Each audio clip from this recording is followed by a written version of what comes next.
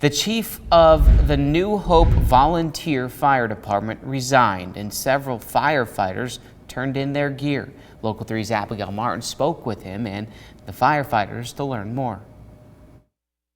And I tolerated a lot of it to shield my men from it, but they saw me struggling and trying to deal with it, so I broke the news to them what's going on, and they cared about me so much that they just followed my lead. Jimmy Haley has been chief of the New Hope Volunteer Fire Department since December, after he was named interim chief earlier in the year. He says they had a roster of 22 firefighters in January. Over time, it became 6 until they all walked away for good. My spirit's broke.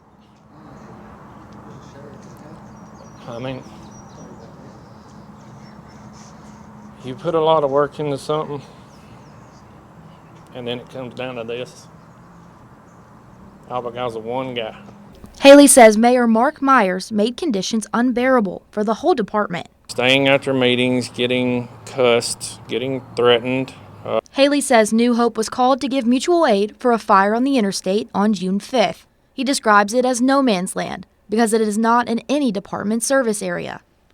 He says 3 of his crew responded and were on the scene with equipment, ready to help. All of a sudden, I get a phone call and pretty explicit, and told me to go get the equipment and the men back off the interstate. We're fired.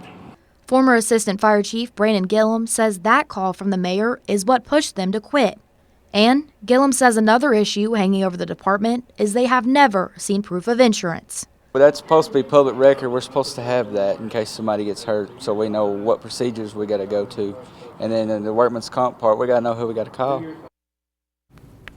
Now, we spoke with Mayor Myers. He claims the firefighters and trucks are insured. Former Fire Chief Haley says the New Hope Fire Hall is left with now 2 workers who are not even licensed to drive the trucks. He says if there is an emergency, he's not sure who would respond. We're working to learn more, and we'll keep you updated on any new developments.